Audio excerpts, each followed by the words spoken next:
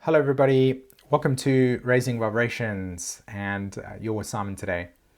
So in today's video, we're going to do a deep dive into the Scorpio-Taurus axis. And the main idea here is to deepen the understanding of what these two signs represent when they are activated, like now with the solar eclipse and lunar eclipse in these signs. Lunar eclipse in Scorpio, solar eclipse in Taurus, and of course the nodes, the south and north node passing through the Scorpio-Taurus axis. So a deep analysis of these themes that will emerge at the moment within the collective, and how does it impact us individually, and how can we navigate going forward using these archetypes. Okay, so that's kind of the scope of the goal today in today's conversation. So two things I want to do just before I jump into sharing this with you. First one is, this video is part of a playlist. It's called Eclipse Portal Playlist. You will see the link to watch the videos in that playlist down in the description.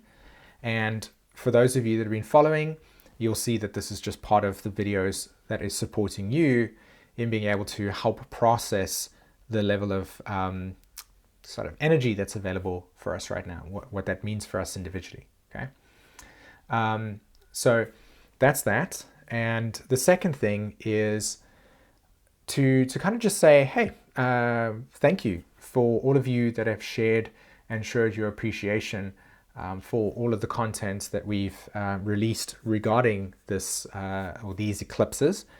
We originally, as I said, intended to put it into a toolbox and kind of put it out there for a small amount of monetary exchange, but we realized that we knew how important this was, so we just kind of put it out there for you to nurture the Raising Vibrations community and to support us, because we know that this is a highly transformative energy cycle. So thank you for those of you, and even if you haven't, I know that you have in different ways shared your appreciation and value that you've gotten out of it so far, and from our point of view, deeply appreciative of the fact that we can do this and have these exchanges. Okay. All right. So first things first, let's quickly just develop a relationship to axis, the word axis, so that we've got that covered. For those of you that are new to this channel or new to astrology, in the natural zodiac, which is a circle, and there are 12 signs in the circle, you have polarities. So you have Aries in polarity to Libra. Libra is 180 degrees in opposition to Aries and the other way around. That line that defines that opposition is what I will label as an axis. Okay, so Scorpio-Taurus axis, Libra, Aries axis. And this axis over here, they mirror aspects of each other. Okay, so in Taurus is aspects of Scorpio. In aspects of Scorpio, there are Taurus themes. Okay, it's kind of, that's what I mean when I say axis. All right. Okay, so let's just jump into it. So the first slide that you're going to see on the screen right now is one with a circle, and you can see that there is a Taurus part right at the sort of 8 o'clock position, and then the Scorpio axis right at the 9 or 2 o'clock position. Okay, so Scorpio is the instinct for things to merge. It is the instinct for things to osmose, and through osmosis create a genetic material that allows for metamorphosis to take place. Okay, so a complete transmutation of something, the caterpillar to the butterfly. The Taurus component is the instinct in consciousness and in life to illustrate survival, right? For things to sustain themselves, to live, to exist. So this axis is essentially the axis of how things maintain life and death. It's the relationship between life and death. Regeneration, death and renewal. This is the archetypal theme. And these two components speak to the relationship between something that has lost life force and must regenerate, so to be renewed, and the Taurus would represent like earth, and the Scorpio part of it would represent the leaves that are dead that will then decompose into the soil and then eventually become nutrients in the soil so that the trees can reabsorb the nutrients and then continue to keep facilitating life. Okay, so we're talking about themes of great change, we're talking about themes of renewal, and we're talking about themes of regeneration. Okay, things that must end, right, and cutting it off.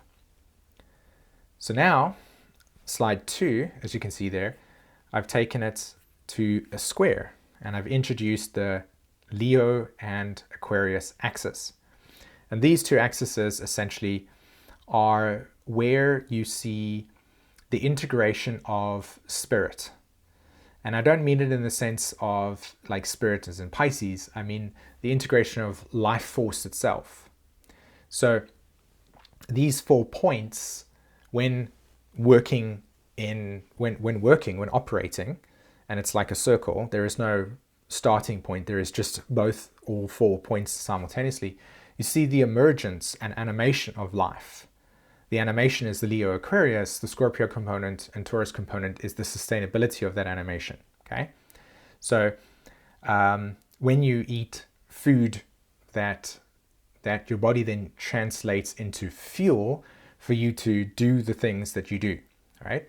So animation of your day-to-day tasks, and then food as a source of fuel would be the Scorpio-Taurus axis, and then the animation and expression of yourself would be the Leo-Aquarius axis. This component also speaks to the cycle of 2 things. One is where we have accelerated states of growth through mutation. Accelerated states of growth through mutation. Okay, and so the acceleration part has to do with Aquarius. The mutation part has to do with the Scorpio-Taurus axis. And what we're having here is kind of a way in which the Promethean concept will occur, right? Mutation occurs where a boundary of definition or a structure has reached its point of support, and then it forces a natural need to, in a sense, kind of expand or grow beyond its thresholds. And so there's a moment between the realization of something new and the moment in which, or the limitation of that which has grown to its point of threshold. There's a space in between that, okay? And in that space over there lives a creative expansion, a creative spark of divine realization. And the energy that is currently on the globe at the moment is suspended in that space, in which there are profound states of deep insight and creative mutation occurring that will essentially be embodied by those that can tap into that space. And when those things occur, when those insights and states of deeper creative mutation occur and are embodied in people with leadership qualities, or will take those genius insights and sparks of interest and integrate them into the physical, they will then, through a collective synergy, allow for boundaries of definition to expand deeper and wider within the context of the human race. So what I'm really saying here, just in a more simpler term, is that we are at a fundamental point in which massive transformation and metamorphosis will be occurring because it's emerging onto the planet. And we are living through a moment of incredibly profound growth that we will not see right now, obviously, because we're in the process of it emerging. But over the next 6 months, you will see things begin to change. And within a year to 2 years, we will look back at this point and see how things have changed for us, how expansion has occurred.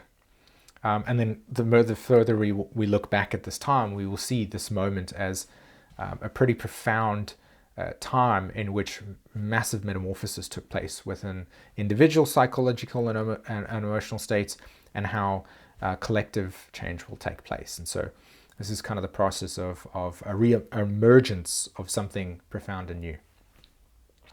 Okay, so let's get into some of the other themes that I think will be prevalent over here. Slide 3, you see on the screen, tech and agriculture.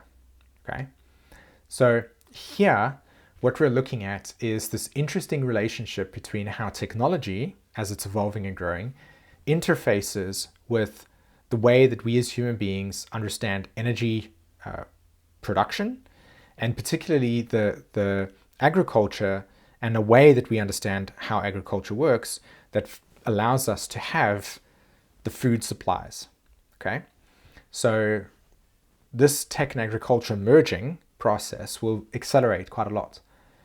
And for most of us, we won't necessarily have a large scope to where we see this happening because we don't primarily live in those types of or close to that. But for those of you that are very close to agricultural ways of living, you will see an acceleration of new integrative technology that will allow for necessary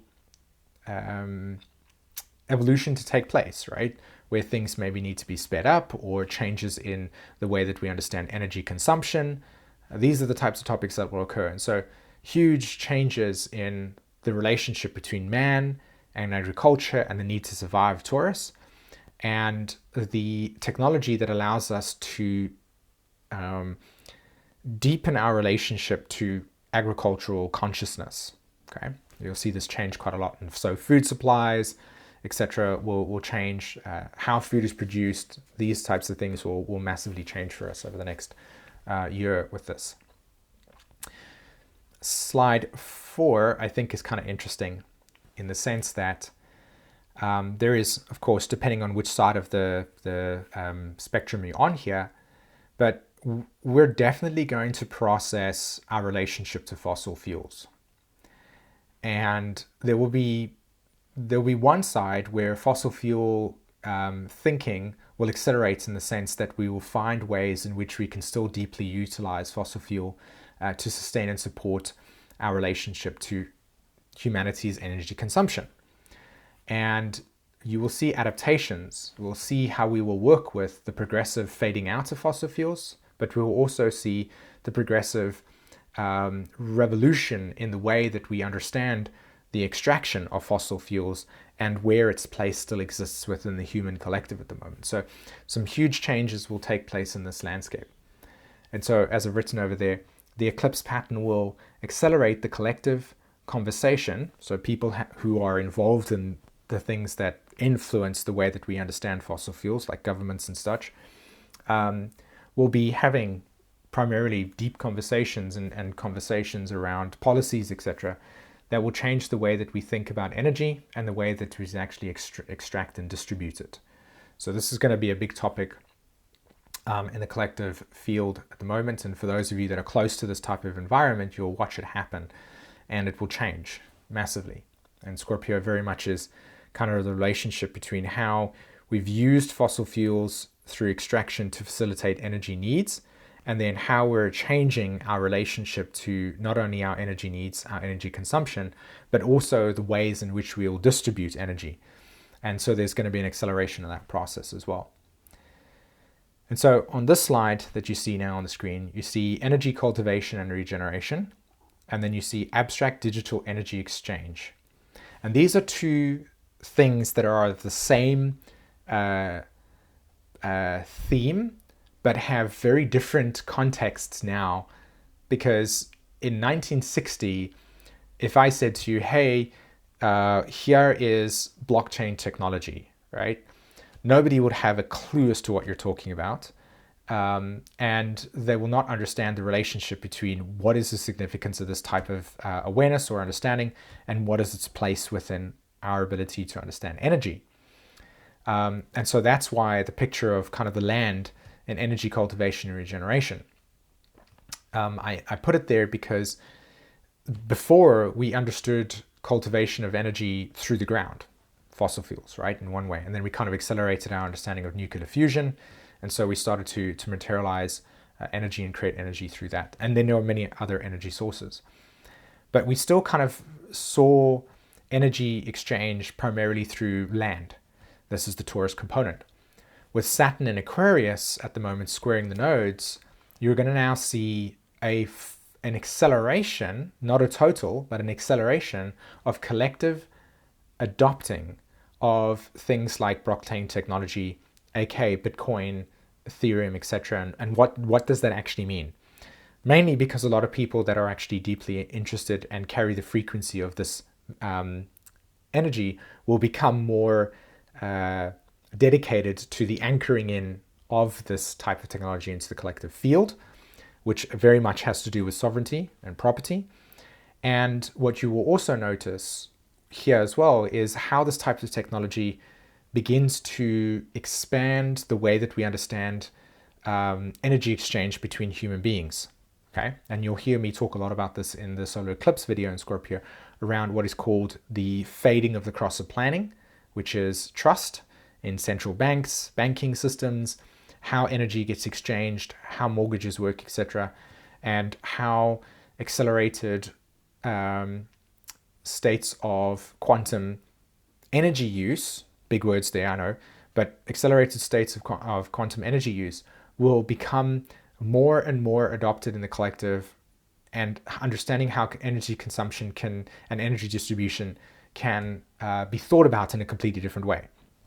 So abstract digital energy exchange, the reason why we're digital there is just because we're now integrating Web 3.0, which is the current internet that's developing right now in our eyes since 2010, primarily sovereignty, primarily the space of being able to exchange amongst people without a centralized third party like, the bank.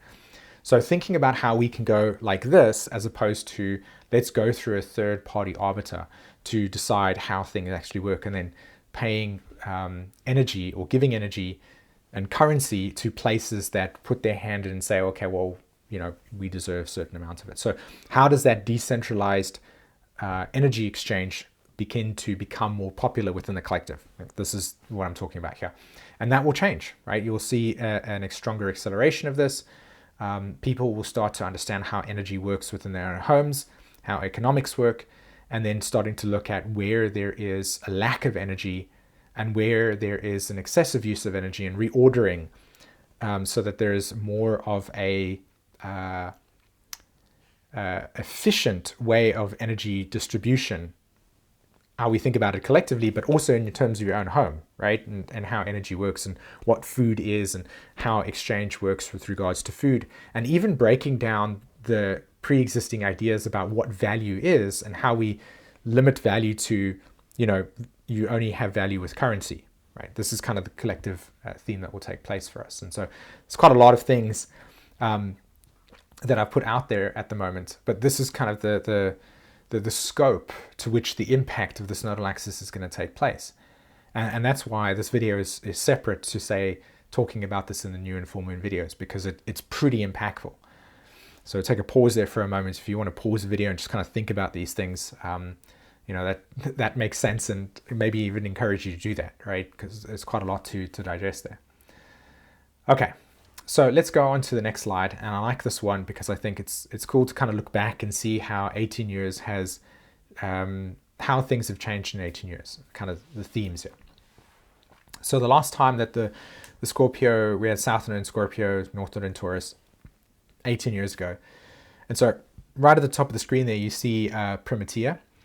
And this is the first horse that was essentially born a clone, okay? And that is a manifestation. Remember earlier, I showed you the picture of the 4 stars and the Scorpio Taurus axis with the Leo Aquarius axis. That is a literal manifestation of that square. You have genetic sequencing, Scorpio. You have a reproduction process, Taurus. You have the Leo quality, which is the self-image of the horse in this case.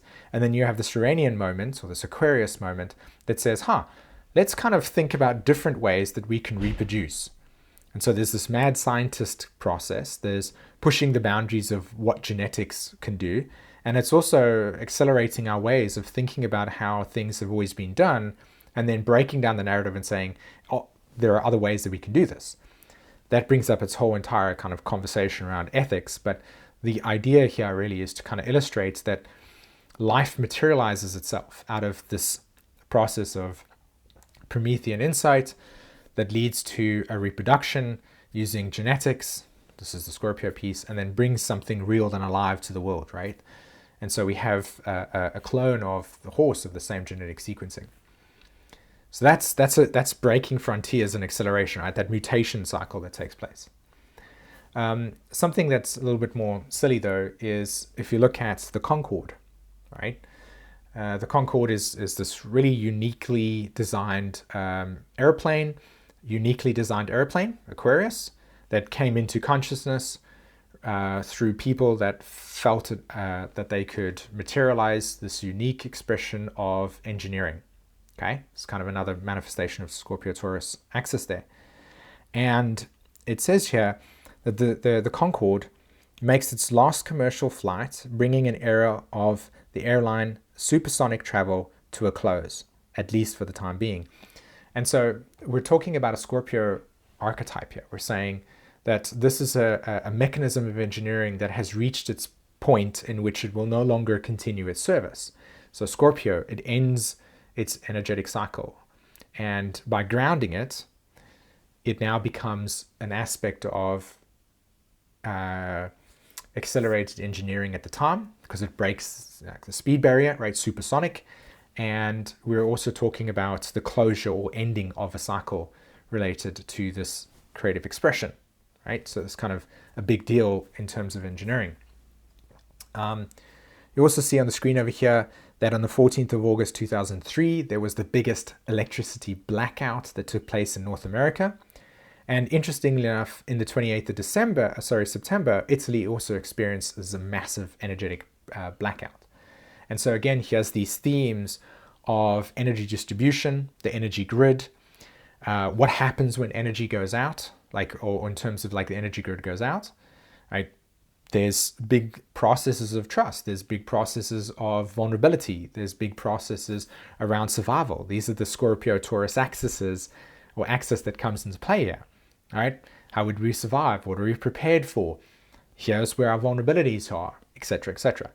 So again, with the Scorpio-Taurus axis, the fears of survival, the fears of vulnerability, the fears of our attachments to the dependency of these energy grids and how they work. These are the types of themes. And if you go on the internet, you will see an accelerated kind of video explosion of people talking about how to prepare for a catastrophic event or whatever that may be.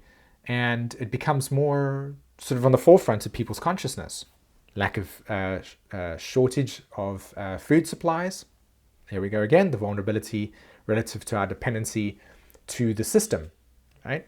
How do you survive in these processes? How will you survive? What's your instinct around this? These are the types of themes that, again, come up with that type of event. And then finally, which I thought was interesting, was that also during this time, Libya agrees to give up chemical weapons. And so we kind of think about chemical weapons as these components of death, right? Chemical weapons perceived just on the surface are deadly, right? Obviously all weapons are deadly, but in terms of chemical, a lot has to do with the senses, Taurus, and we're also looking at the vulnerability, right? We're looking at the vulnerability again here. And so at the time, especially in 2003, if you go and listen to a few takes on why, say, the States went into Iraq at the time, a lot of it had to do with the relationship between the petrodollar, right? And how at the time the Saudi oil exchange was being exchanged using euro. So it was called the euro petrol dollar, and so petrol euro, right? I don't think that was the language around it. I can't remember exactly, but essentially euro was the medium of exchange at the time. And so what you saw after America comes into Iraq is that the energy exchange of oil goes back to a dollar. So what I'm trying to point out here is that during this time, there was a massive kind of reordering of the way that energy supplies work, who controls energy supplies. I mean, it's currently at the moment right now, how does energy supplies work and who controls it? Rising costs in electricity, rising costs in gas, again, who controls and dictates the flow of oil and energy in that sense. It goes back to that conversation around fossil fuels. And also at the time, looking for weapons of mass destruction as a way to alleviate the world of deadly our vulnerability to the exporting. And I don't mean export as in like we export something. I mean as in the exporting of chemical weapons into the world as a way to kill, right? And so this is this vulnerability. And so eliminating these things, again, is the Scorpio Taurus axis here. And then finally, also, you talk about Saddam Hussein, who is captured by US forces, right? And you can just look at the history of what Saddam Hussein represented and the role he played and the geopolitics around that, right? It's very intense and very complex in many ways. So just the symbol of him being captured against Scorpio Taurus axis, right? Removing the vulnerability because of the threat to our survival, right? Or removing the vulnerability of chemical weapons because of the threat to our survival. And so again, Scorpio Taurus axis materializes itself into the collective consciousness.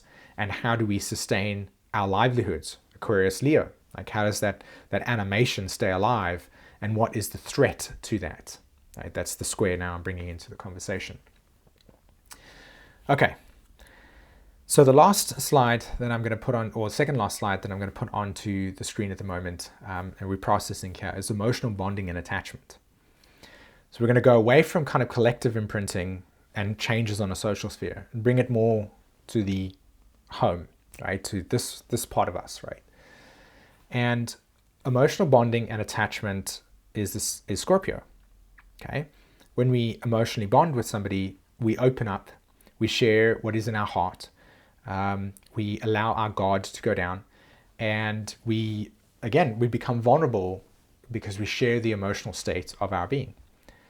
And so what you will see process here collectively is the realization and the impact of trauma related to experiences of abandonment growing up, like abandonment trauma, betrayal, all of these unresolved emotions that are associated with where we as human beings have attachments, or where our attachment needs were not met, and how our attachment responses were developed in relation to these unmet emotional needs growing up.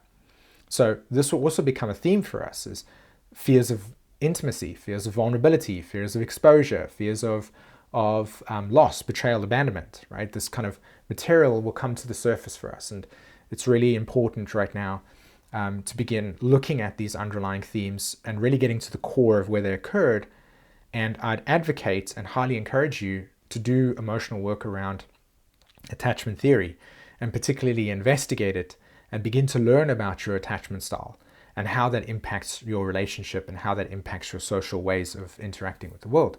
Because it tells you a lot about the original emotional bond to the mother, okay, or to the caregivers. You would get a tremendous amount of self-awareness around how you can be manipulated, where you have vulnerabilities, where you may self-disconnect, right, or self-abandon. This is kind of the scope of what we're talking about here. So emotional bonding and attachment is a profound key area that a deeper level of emotional understanding can actually be understood, because this type of energy will expose that within us. Yeah, does that make sense? Okay. And so finally, on the screen right now, you'll see self-leadership. And for those of you that have got Chiron in Aries, this is your go-to mechanism, right? You were born during a time where the collective was emerging into the world around what does it mean to understand yourself, right? You recognize yourself. There's a wound around agency of who you are and taking action and following your own trajectory and trusting that. Now we live in a time where Chiron is in Aries, and it's going across Aries, it's going over the Chiron, and each and every single one of you in your different stories is learning how to become comfortable in self-leadership. So if you look on the screen, you'll see ideas about self-leadership, like instead of, okay, I'm not good at this, what am I missing?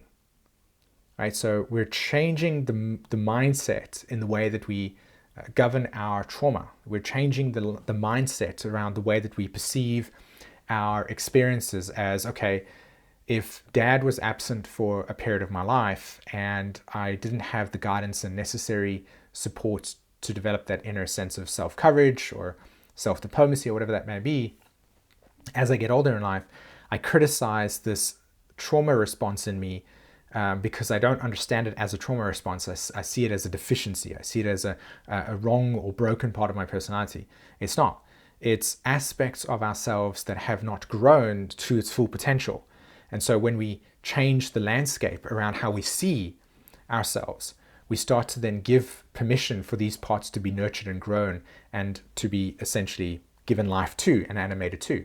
So think of it as an area that has been underdeveloped, and instead of looking at that area as, oh, look how crap I am here, it's, oh, every day I can wake up for 10 minutes practicing this action that eventually creates the, if we think about it in neuroscience terms, the kind of brain synapses and neurochemistry for us to go, hey, now I have the confidence to do this because I have certain experience where I have deeper understanding.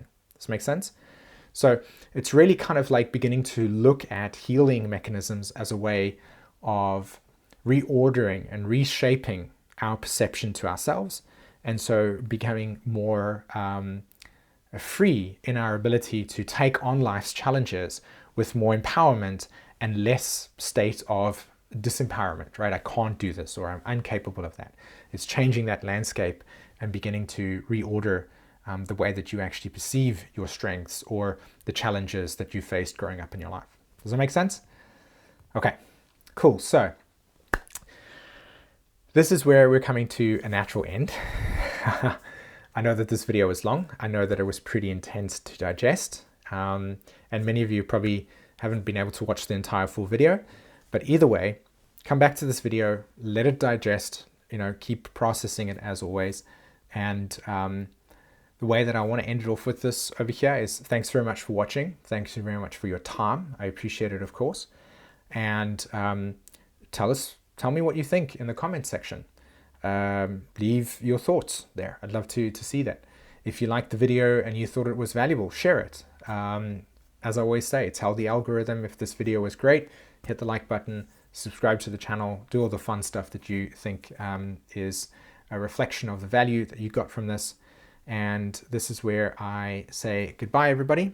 Don't forget the playlist if you want to watch other videos, but have a fantastic weekend, and I'll see you in another video. Take care, everybody.